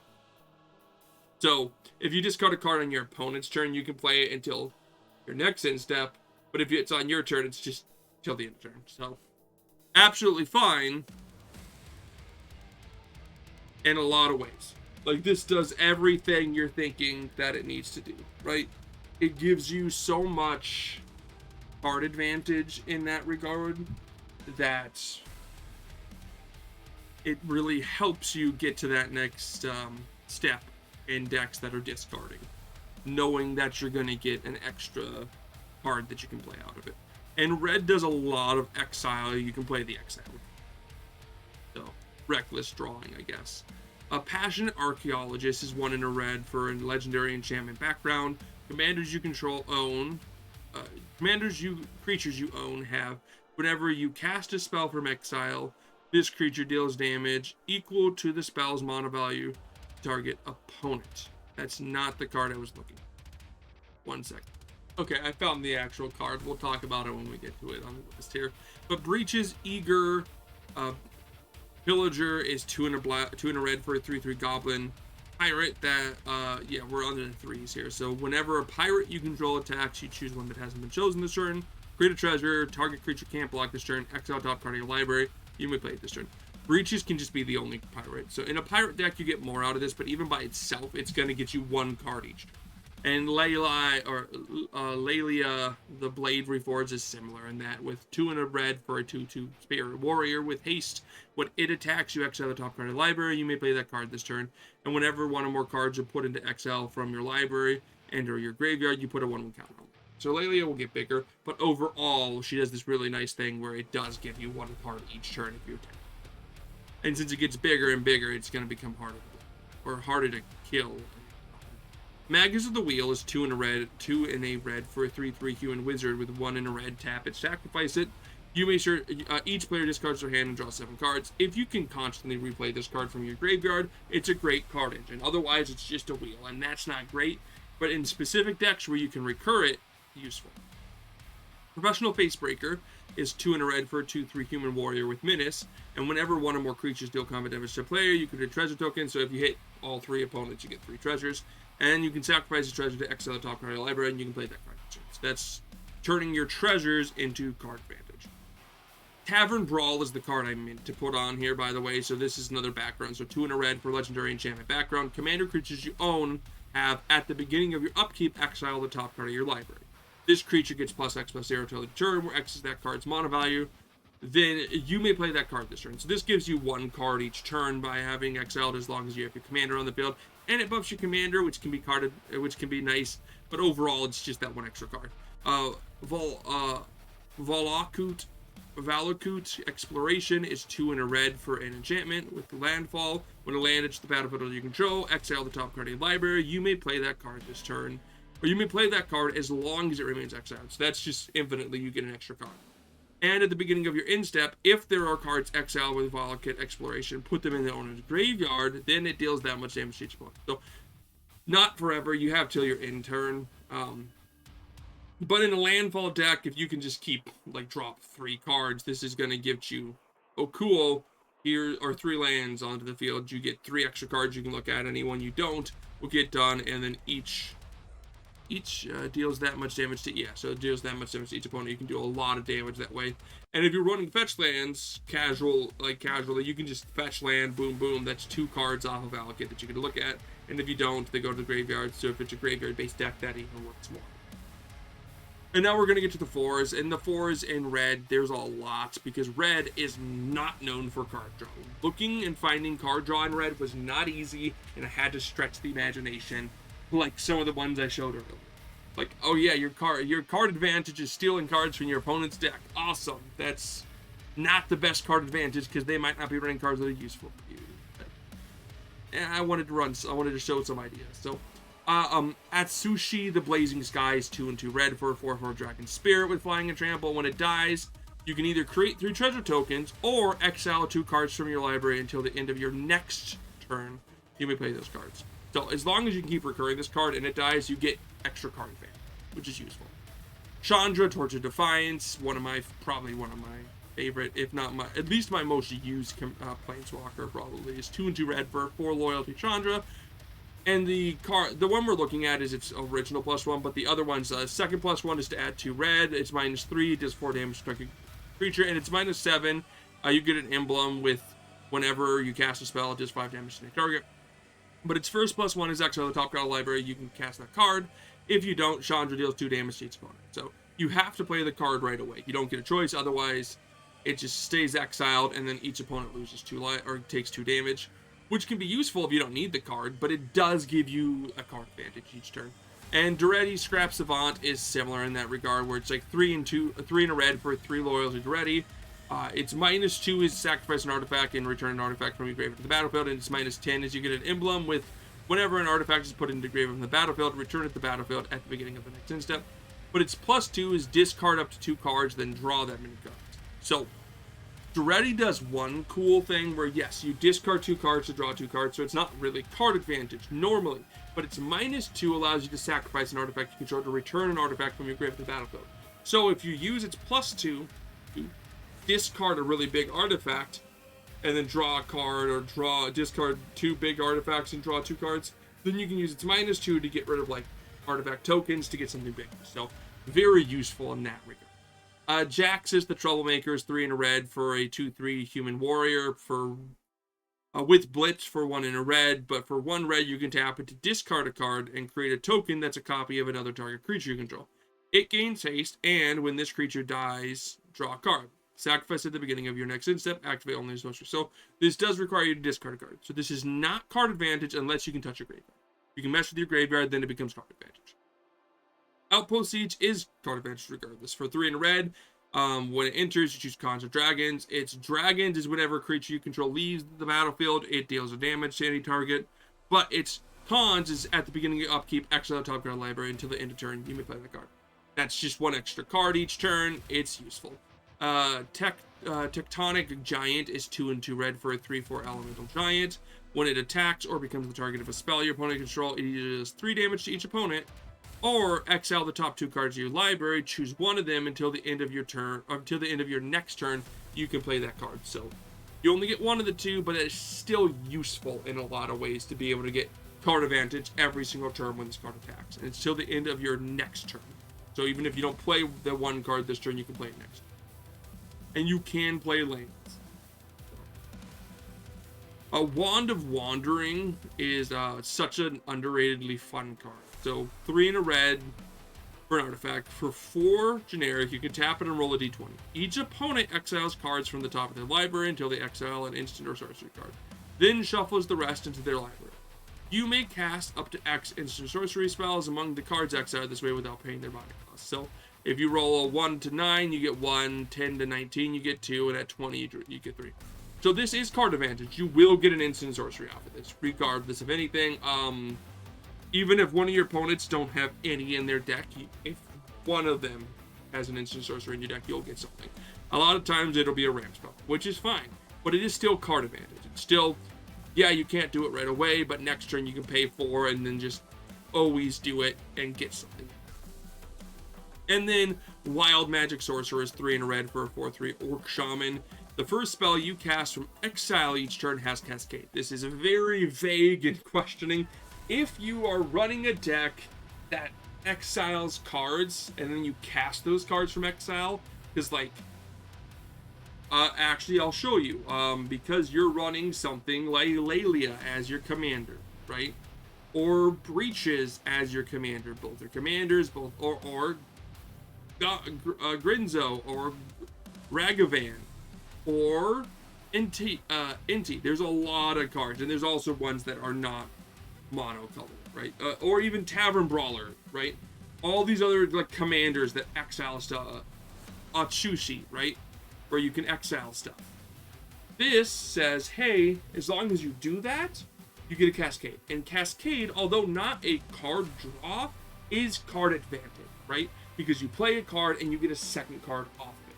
So every card comes with a second card, and it's the first one you cast. So long as you're running a deck that specifically casts spells from exile, Wild Magic Sword is a fantastic card advantage. Okay, let's get into green. Green has 19 because green's broken. Everyone knows green's broken. Sylvan Library is 1 in a green for an enchantment. At the beginning of your draw step, you may draw 2 additional cards. If you do, choose 2 cards in your hand drawn this turn. For each card, for each of those cards, pay 4 life or put the card on top of your library. So the way this works is that at the beginning of your draw step, draw 2 additional cards. So you draw 3 cards at your draw step, and you get to choose to keep up to 3. For every card, you get to keep 1 of them no matter what. But for every card you keep beyond 1, you lose 4. So if you keep 2, you lose 4. If you keep all 3, you're losing 8 life. Okay, very much a lot of life. Okay, I'm not kidding. As someone who's like advocating just spend life, 8 life is a lot. That's, you can only do that 5 times before you die, and actually you can only do that 4 times the 5th time you're dead. Okay, which is a lot. The nice thing is, if you're playing a life gain deck, it's okay. And even if you choose to just keep 1, you at least get to see 3 cards. So that's useful. Up the Beanstalk is 1 and a green for an enchantment that when it enters the battlefield or whenever you cast a spell with mana value 5 or greater, draw a card. So it draws a card on ETB, and then what it ends up doing is that if you're running a deck that runs a lot of high CMC cards, boom, you're going to draw a lot of cards. And yeah, and it's when you cast a spell, yeah. So Agora of Ottoman is 1 and 2 green for a 2/3 human dryad or druid. You may look at the top card in the library at any time. You may play lands from the top of your library, but it's got Coven. As long as you control 3 or more creatures with different powers, you may cast creature spells from the top of your library. This is similar to those non-creature spell cards or historic cards from Blue. It gives you 1 extra card in your hand at all times, and you can play that card. And if you play that card, you get access to another card. Colossus Majesty is 2 and a blue, 2 and a green for enchantment that whenever at the beginning of your upkeep, if a creature you control has power 4 or greater, draw a card. Right? This is green is the opposite of white. White's like low creatures, small creatures. Green's like big creatures. Right? Everyone knows that about Magic if you've been playing. White is low to the ground, going wide. Green is tall and narrow. Big, small, big creatures punching people. Right? And Colossus Majesty is great, especially if your commander just happens to have power 4 or greater. Put in your deck. That's just a draw each turn. Eladamri or Eladamri Corved. I cannot pronounce this card. Corvigdal, yeah. Eladamri Corvigdal is 1 and 2 green for a 3/3 elf warrior. That has, you can look at the top card of your library anytime. You may cast creature spells from the top card of your library. From your library. If you're running a creature heavy deck, this card's great card advantage. And for 1 green, you can tap it, tap 2 untap creatures you control, and reveal cards from your reveal a card from your hand or the top of your library. If you reveal a creature card this way, put it on the battlefield, activate only. Return. Just a decent card advantage engine, right? Especially if you're running a decent heavy creature card advantage, right? And that's what green is. Green is very heavy on the creatures, right? White was small creatures, and tokens usually work in that regard. Blue was just creatures hitting people. Black was sacrificing creatures. Red is just exiling stuff for random reasons, and or if hitting or stealing cards from people's deck. And greens just play really big creatures, right? And elemental bond's no different. 2 and a green for enchantment. Whenever a creature with power 3 or greater enters the battlefield under your control, draw cards. So if you're playing a lot of power 3 or greater creatures, it's good. Or if you're playing a flicker deck and you're running creatures that power 3 or greater, your commander has power 3 or greater, and you're flickering it a bunch, then it enters, you draw a card. Enchantress Presence is 2 and a green for enchantment. Whenever you cast an enchantment, draw a card. Enchantress. Perfect. In any enchantment deck, this is fantastic. Grook's Uprising is 2 and a green for enchantment. Whenever this enchantment enters, if you control creatures with power 4 or greater, draw a card. Creatures control trample. Whenever a creature you control with power 4 or greater enters, draw a card. Again, same thing as Elemental Bond, but for power 4. Your commander has power 4 or greater, this will draw you cards. If you're running a lot of creatures with power 4 or greater, this is good. Or if you're just flickering your commander who's power 4 or greater, it's good. Peregrine Took is interesting. For 2 and a green, you get a 2/3 halfling citizen, and if 1 or more tokens we create under your control, you make that many tokens. You make those tokens plus an extra food, and you can sacrifice 3 foods, draw cards. This is absolutely fantastic in food decks, where you can just keep sacrificing 3, 6, 9, drawing an extra card for each time you do a multiple of 3.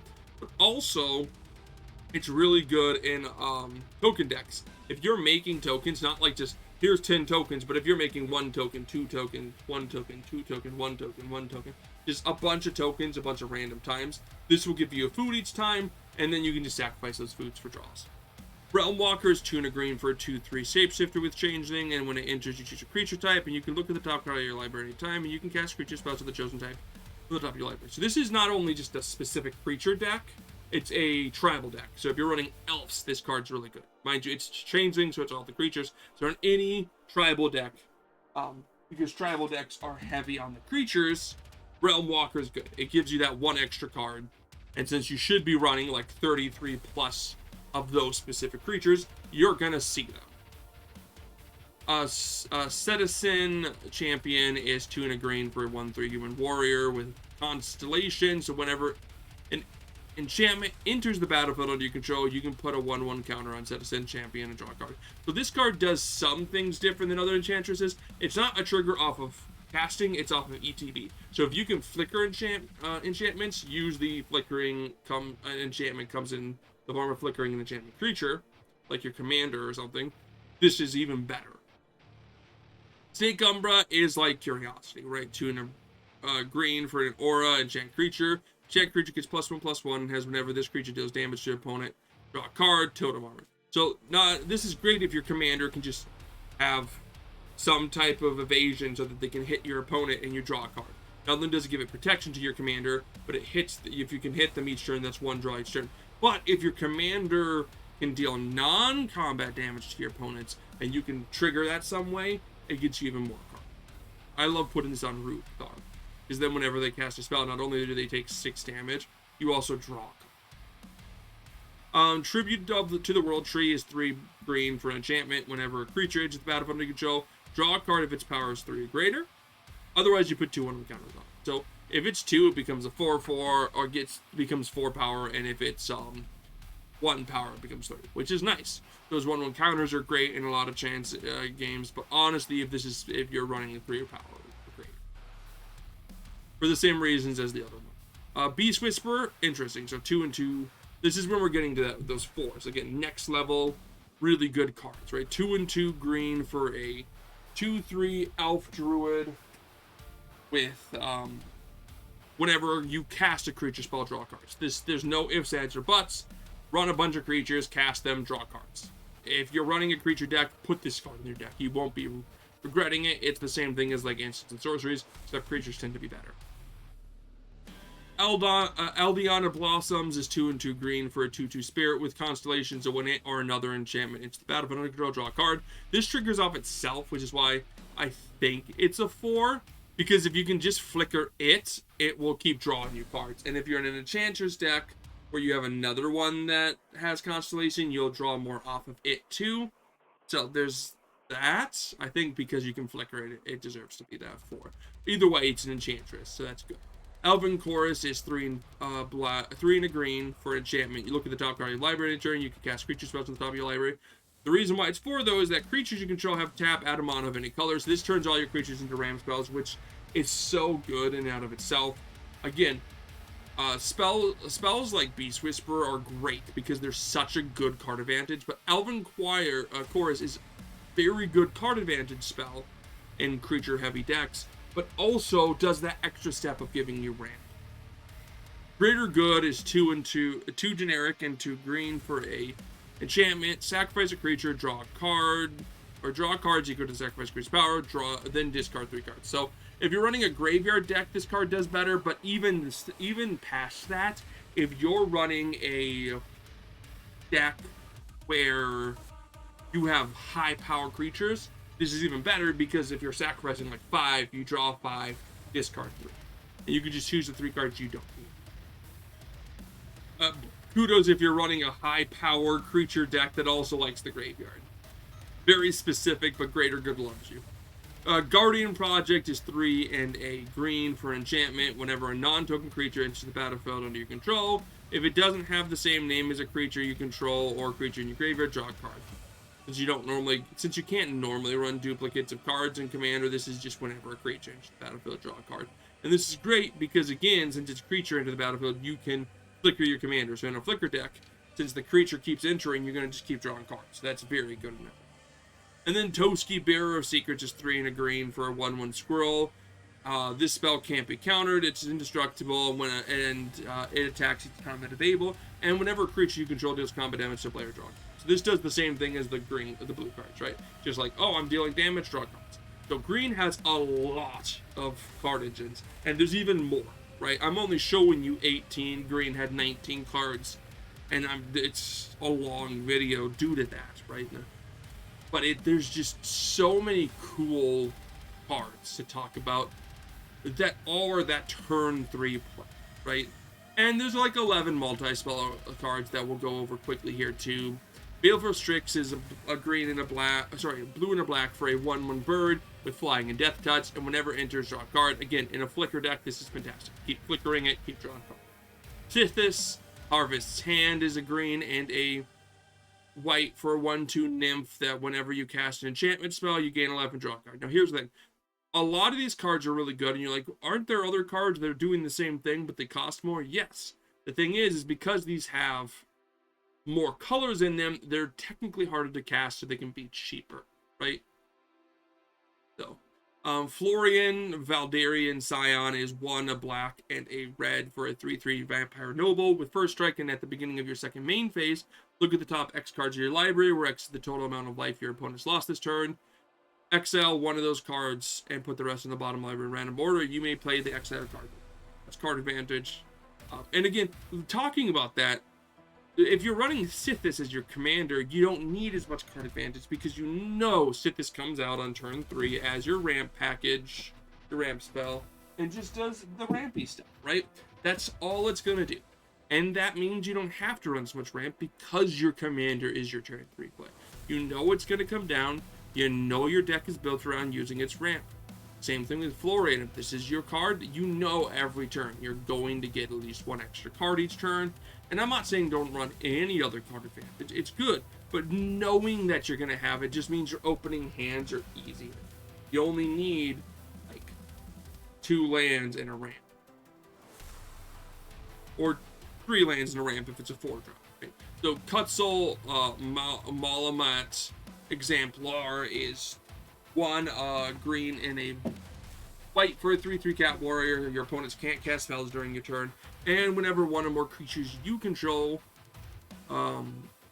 each with power greater than its base power, deals damage to a player, draw a card. So this card's great in Aura and equipment decks, or any deck that runs an Anthem, especially if your commander's an Anthem. Just like, cool, they're all slightly different. Let's just 1/1 counter decks too. Get your card draw up to 3. Tamir Ascendancy is Tamir, so green, blue, red for enchantment. Creatures you control have haste. And whenever a creature with power 4 or greater enters the battlefield you control, draw a card. Again, works as a flicker card too, because you can flicker your commander who's power 4 or greater and just keep drawing cards, right? Uro Titan of Nature's Wrath is 1, a green, and a blue for a 6/6 Elder Giant that when it enters, you sacrifice it unless it's escaped. And when it enters the battlefield or attacks, you gain 3 life and draw a card. And then you can put a land card from your hand on the battlefield. And you can escape it for 2 green and 2 blue and exile 5 other cards from your graveyard. Once this card's on the field, you just keep swinging with it. And if you keep swinging with it, you just 3 life gain, draw a card, and put a land on the field. That's card draw every single turn. It's also ramp and life gain, so I love the Titans. Jahora Weatherlight Captain is, or Joyra Weatherlight Captain is 2, a blue and a red for a 3/3 human artificer. With whenever you cast a historic spell, draw a card. So when you cast an artifact, a legendary, or a saga, you draw a card. Just an absolutely insane way to draw a card, guys. Such a good card advantage, okay? The next card here is Nile's Sun's Vanguard, 2, a red and a white for a 3/3 human rebel. Attacking tokens you control double strike, and whenever 1 or more tokens you control attack a player, exile the top card of your library. During any turn you attack with a token, you may play that card. So, attack a player. So as long as you attack all 3 players, that's 3 cards you get to hit, and that's 3 cards each turn. So that's again just good card advantage. A Prosper Tombbound, and you exile the top, but as long as you attack your tokens, which is a token deck here, you'll keep getting more. So, Prosper Tomebound is 2, a black and a red for a 1/4 Tiefling Warlock with Death Touch, and when at the beginning of your end step, exile the top card of your library until the end of your next turn, you may play that card. And whenever you play a card from exile, you get a treasure. So this is 1 card each turn, which is fine. Very useful, honestly. And then Talion, the Kindly Lord, is actually a really good card advantage engine used nowadays. It's 2, a blue and a black for a 3/4 fairy noble. Flying, and when it enters the battlefield, choose a number between 1 and 10. Whenever an opponent casts a spell with mana value, power, or toughness equal to the chosen number, that player loses 2 life and you draw it. So normally the best choice is 2. There's so many more 2-drops people play. A lot of times it's ramp in some way. And there's a lot of creatures with power 2 or toughness.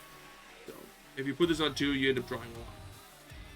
And then lastly, for multicolor is Whirlwind of Thoughts. 1, a blue, a red, and a white for an enchantment. Whenever you cast a non-creature spell, draw a card. This is just, if you're running a non-creature spell deck that has Jeskai in it, it's good. And then you just have a few colorless ones that are doing stuff. So Mishra's Bauble is a 0-drop artifact that taps, sacrificing it, and then you can look at the top card of the target player's library, and then draw a card at the beginning of your next upkeep. If you're running a deck that keeps recurring this from the graveyard, that's just good card draw. That's every time you recur, there's a card. Skull Clamp, absolutely humongous, well-known card advantage engine, right? One colorless or one generic for an artifact equipment. Equip is one generic, and the equipped creature gets +1/-1. And when an equipped creature dies, draw a card. So if you're running a bunch of tokens or creatures with power, with toughness 1 or less, that can recur themselves, Skull Clamp is just like, yeah, give me all the card draws. You just equip it, since it's got toughness 1 or less, it dies, and then you draw 2 cards. Great card to put on the field.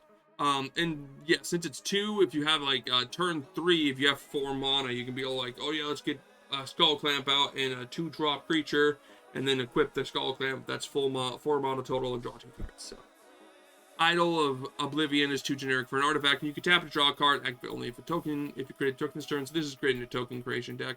And if you have ways to untap it, that's even better. And for 8 generic, you can tap it, sacrifice it, and create a 10/10 Eldrazi. So it's got advantage there too.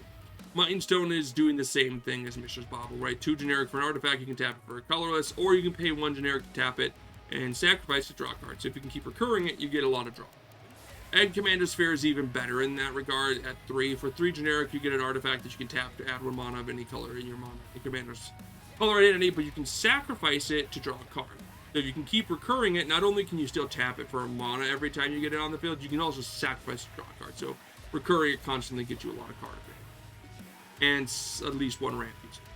Herald's Horn is 3 generic for an artifact that when it enters your creature type, creature spells of the chosen type cost 1 less to cast. And at the beginning of your upkeep, look at the top card of your library. If it's a creature of the chosen type, you may reveal it and put it in your hand. Again, in tribal decks, you should be running enough cards that this card becomes a good card advantage. Same thing with Icon of Ancestry. 3 generic for an artifact, as when it enters, you choose a creature. Creatures of the chosen type get +1/+1, but for 3 generic, you can tap it, look at the top 3 cards in your library, reveal a creature card of the chosen type from among them, put it in your hand, put the rest of the bottom library in a random order. If you're running enough, you should run into 1 off the top 3. And that gives you card advantage. Sure. And Lifecrafter's Bestiary is technically a green card. You can't run it outside of green, so you can't run it without green. So 3 generic for an artifact at the beginning of your upkeep, you scry 1. I love that scry, and I think that's something that people underestimate with this. Getting a scry each turn can be very useful. But whenever you cast a creature spell, you can pay 1 green to draw a card. So that's just a draw every time you cast a creature spell, as long as you're willing to play a green mana. Planeteer of Orthanc is 3 generic for a legendary artifact, and at the beginning of your end step, put an influence counter on Planeteer of Orthanc and scry 2. Then target opponent may have you draw a card. If that player doesn't, you mill X cards, where X is the number of influence counters on Planeteer of Orthanc, and that player loses life equal to the total mana of those cards. So the way this works is that you're normally running a deck that wants graveyard stuff, and then no one lets you mill. They're like, no, I can't have you touching your graveyard. So you're just going to draw a card. And even if you're not, number 1, you get a scry 2. That's useful at your turn, no matter what. That's number 1. Number 2, the mill X cards, where X is the number of influence counters. At first it's 1, and they're like, yeah, you can just mill. And then it's 2. But then after, like, once it gets to 3, they're going to start going, oh wait, you're scrying. You probably put like a 5 loyalty card, a 5 mana card up top, and a 4, and that's 9 damage. I don't want to take 9 damage. Draw the 1 card, right? So eventually they're just going to give you the card draw, and you're going to choose the opponent that has the least amount of life each turn, put an influence counter, then target opponent may have you draw a card. So you just choose the one who has the least amount of life, and they're like, draw a card. I don't want to lose life. Sordid Forge Frontier is 3 generic for an equipment. Equipped creature gets +2/+2 and has protection from red and green. So this card's even better if you're running against an opponent who's only running red or green cards. When equipped creature deals combat damage to a player, exile 2 cards, top 2 cards from your library. You may play those cards this turn. You may play an additional land this turn. So it's the only sword I have on here. There's another sword that draws you card on hitting, which is good. But this one gives you that, like, top 2 cards. So every turn you get 2 cards. And you can play an additional land, which can be very useful. If you haven't played lands this turn and you end up exiling top 2 cards and they're both lands, you can play them both, which is a very useful effect. Hydron Archive is 4 generic for an artifact that taps for 2 colorless, but for 2 you can sack it to draw 2 cards. And again, if you can keep recurring that, it's very useful. Mystic Forge is 4 generic for an artifact. You can look at the top card of your library any turn. You can cast the top card if it's an artifact or colorless, non-land card, and you can tap it to pay a life to exile the top card of your library. This has a cool way to get rid of the top card of your library so you can keep playing, but it's just a useful card. to give you more card advantage, right? That extra card each turn. Plus, right? The One Ring is the last, I think it's the last game changer. We have 6 lands. Yeah, it's the last game changer. 4 generic for a legendary artifact with indestructible. When it enters the battlefield, if you cast it, you gain protection from everything until your next turn, and at the beginning of your next upkeep, you lose 1 life for each burden counter on the One Ring, and then you can tap it to put a burden counter on the One Ring, then draw a card for each burden counter on the One Ring. So you do lose life, but you can get so much card draw to the One Ring. It's not even funny. And on top of all that card draw, it gives you that protection for 1 turn, which can be very annoying for certain opponents. So it's another card that even if you're in 3 or 4, I just suggest you let people know that this is like one of the cards you're running. I mean, at 4, there is no restriction to your game changers, so I guess maybe just talk about it in 3, where you're like, yeah, my 3 game changers are Rhystic Study, Necropotence, and the One Ring, because I wanted good card advantage in my deck.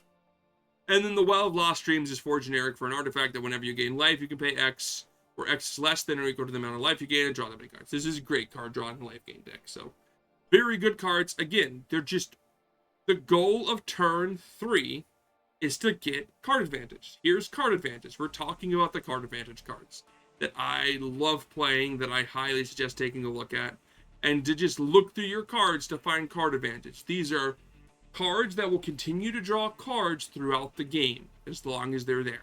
We're not talking about instants and sorceries that go away. Yes, they can be useful, but they're not as good.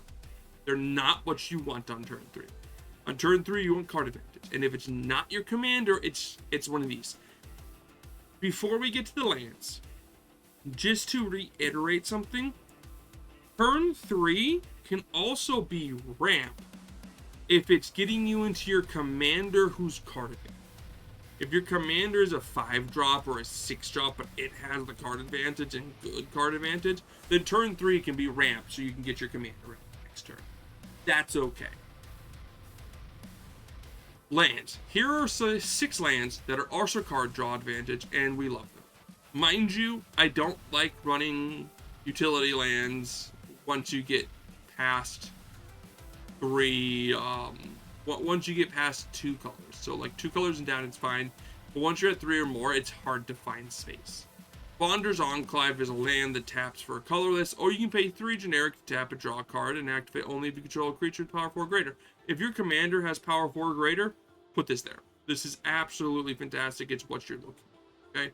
Castle Lothwain is a land that enters the battlefield tapped unless you control a swamp. You can tap it for a black, or for 1 and 2 black, you can tap it, draw a card, and lose life equal to the number of cards in hand. That's a card each turn if you need it, you know? Otherwise, it's ramp, right? A Fiery Islet and Waterlogged Grove are doing the same thing, right? So they, one is, a Fiery Islet is a blue and a red, and can tap for a blue and a red, or you can pay 1 generic to tap it to sacrifice and draw a card. Waterlogged Groves do the same thing. Taps for a blue, you pay a life, tap it, pay a life, add a green or a blue, or you can pay 1 and tap it to sacrifice, draw a card. If you're running a deck that can play lands from your graveyard, you can keep playing this and keep drawing cards. So, at least 1 card each turn. For a total of 1 mana, which is not bad. Paying 1 mana each turn to draw a card is fine. Minas Tirith is a legendary land that when it enters the battle tapped, unless you control a legendary creature, and it taps for taps for a white.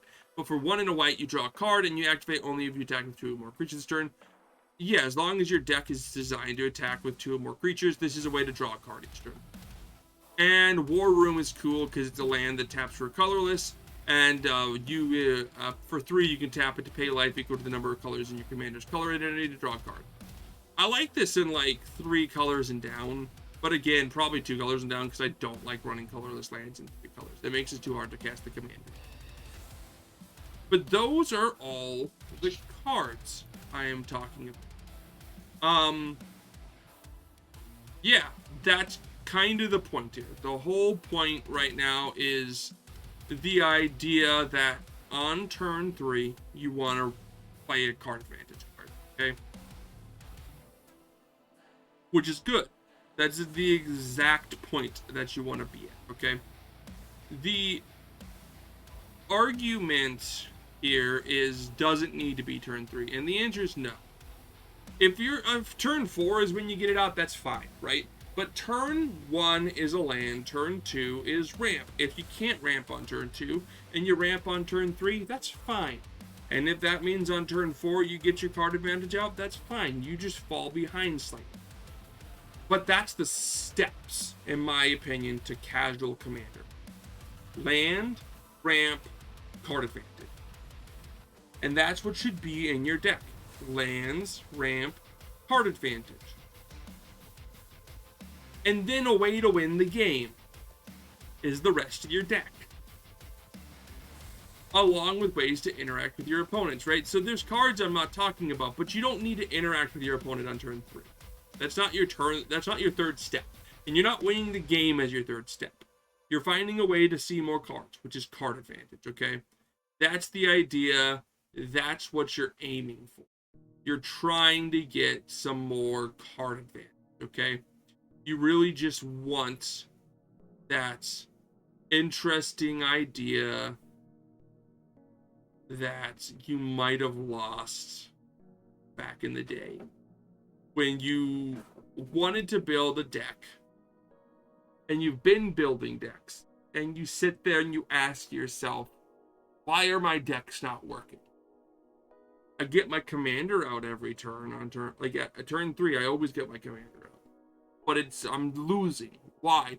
Well, it's because your commander doesn't get you card advantage. And if your commander's not getting you card advantage, cool, you got your commander out, but you can't do anything. If it's a Voltron deck, you need to card draw to be able to get the equipment or the aura, right? If you're running a deck where you need to cast instant sorceries to deal damage, or to like trigger your commander, you need card draw to get the instants and sorceries. If it's a go wide creature deck, you need to be able to get those cards, you know? So unless your commander is the card draw, is the advantage, your deck needs to be running the advantage. At least 11, if not more, but honestly, I say 11 is fine. 11 is fine for like 11 generic card draw, card advantage sources. But I like to run like almost 20 card, 15 to 20, depending on how much you see. And a lot of those are just like deck specific cards, right? Let me know down below what you guys all think about the stuff, and if you agree or disagree with my concept of deck build. Otherwise, have a great night. Peace.